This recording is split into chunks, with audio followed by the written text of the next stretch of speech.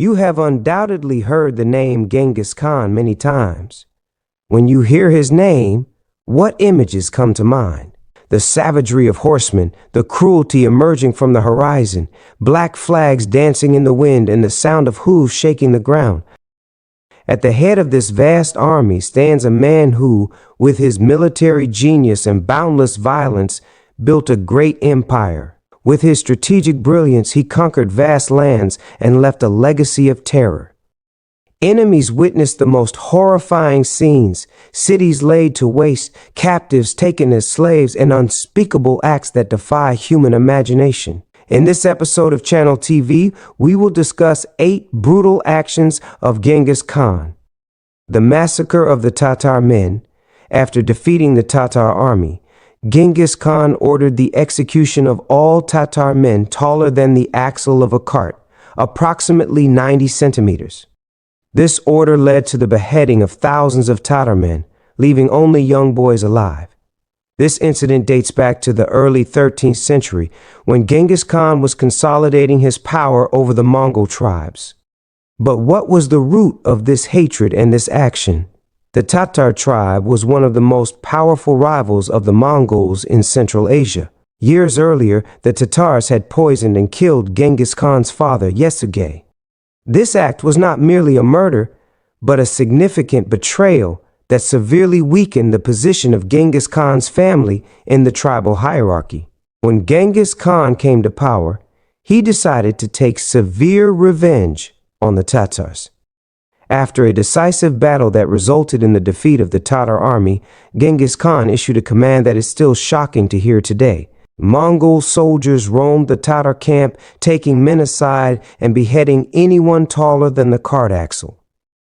It was a horrific scene of blood and terror that remained in memories for a long time, effectively meaning the slaughter of all adult and teenage Tatar men.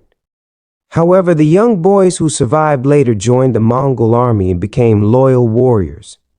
The destruction of Nishapur, the day history was written in blood.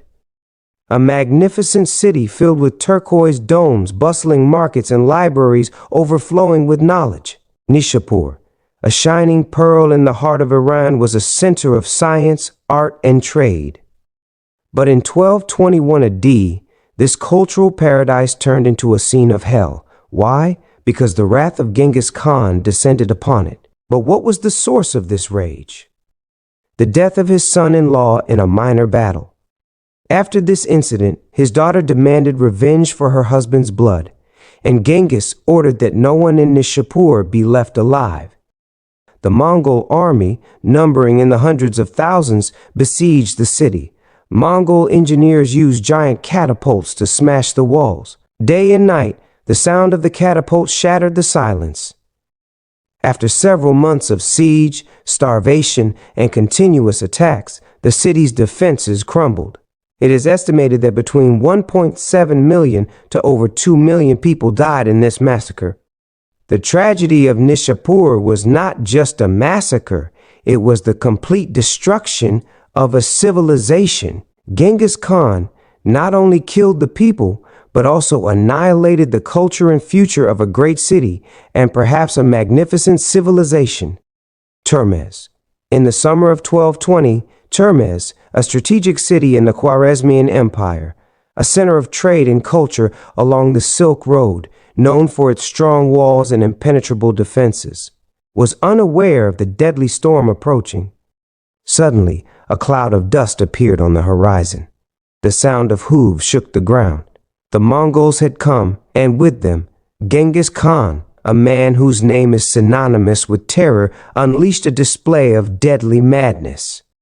The Mongols besieged the city. The people of Termez, proud of their strong walls, refused to surrender. For the first 2 days, continuous gunfire rained down, darkening the sky with arrows, and the nights were filled with the cries of the wounded and the shouts of warriors. On the 3rd day, the walls collapsed, and the sound of crumbling stones deafened the ears. The Mongols surged into the city like a flood. Swords glinted in the sunlight, and the streets became scenes of bloody battles. The sounds of screams and pleas intertwined. "Count them all and bring them to the city square." This was Genghis's voice, and the terrified people were driven into the square like a flock of sheep. Each Mongol soldier was tasked with killing a specific number of captives.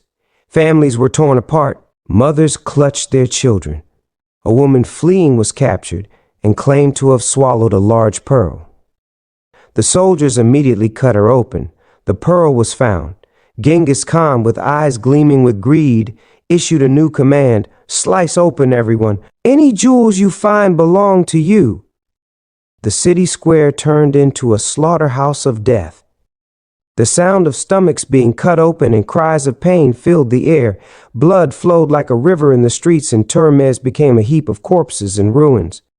The smell of death lingered in the air for a long time. The story of this tragedy spread from mouth to mouth, instilling fear of the Mongols in people's hearts. The attack on the Khwarezmian Empire. In the early 13th century, the Khwarezmian Empire was at the height of its power, stretching from modern-day Iran to Central Asia. But in the east, a storm was brewing that would forever change the fate of this empire.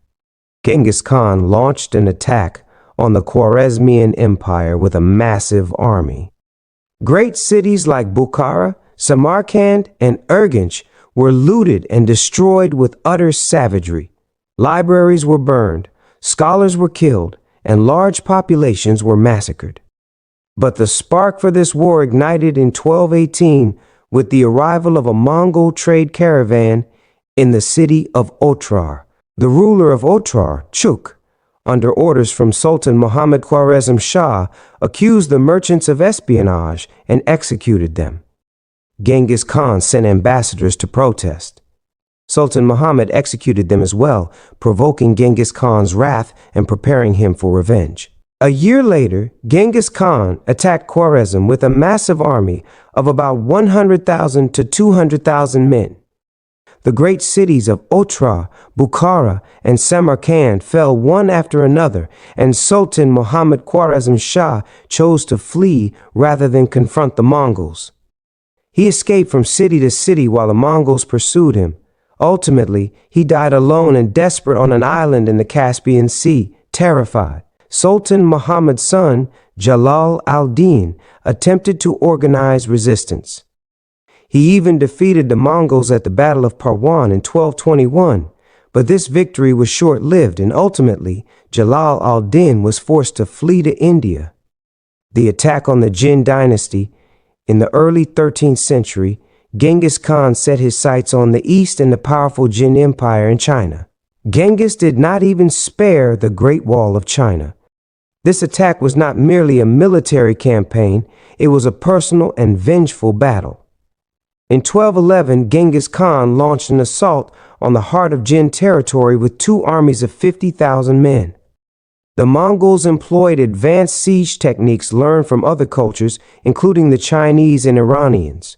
The Jin capital, Zhengdu, modern-day Beijing, was a fortified city with massive walls. However, despite strong defenses, internal conflicts and leadership problems weakened the Jin's ability to withstand the Mongol assault. In 1215, after a ruthless siege, the city fell. A horrific massacre and plundering ensued. Genghis Khan used Jin captives as human shields in subsequent battles to demoralize the defenders. By 1234, the Jin Empire had completely fallen. This conquest not only demonstrated Genghis's military power, but also revealed his ruthless tactics in breaking the will of his enemies. The attack on Jin marked a turning point in the expansion of the Mongol Empire and forever altered the course of Asian history. The Battle of the Kalka River, in the early 13th century, in the region we now know as Donetsk, Ukraine, two legendary Mongol generals advanced westward with a powerful army. Opposing them was a coalition of Russian principalities, a force rooted in the Viking legacy that ruled over vast areas of modern-day Russia, Ukraine, and Belarus. Initially, it seemed victory was with the Russians. They managed to push the Mongols back, but this was merely a ruse. The Mongols deliberately retreated to scatter and weaken the Russian army. When they reached the Kalka River, the Mongols suddenly stopped and took battle formation. The first group to confront them was the Cumans, who were quickly defeated. Interestingly, the Russians had numerical superiority, but this was of little consequence against the speed, skill, and spies of the Mongols. Ultimately, some Russian princes decided to negotiate. The Mongols agreed, but this was merely another deception. They captured the Russian leaders and brutally executed them. According to Mongol tradition, the blood of nobles should not be shed. So what did they do? They placed the leaders under a large wooden platform, and while celebrating above, the weight of the festivities gradually crushed them. A slow and painful death. This battle demonstrated how Mongol military genius and cruelty could defeat even more powerful enemies. The siege of Urgench in 1221, after the destruction of the Khwarezmian Empire, Genghis Khan set his sights on his capital, Urgench. This city was renowned not only for its wealth and culture, but also for its architectural beauty. But why was this siege special? First of all, it was a family affair. Genghis's sons, Jochi from the north, and Chagatai and Ogadai from the south, led the attack.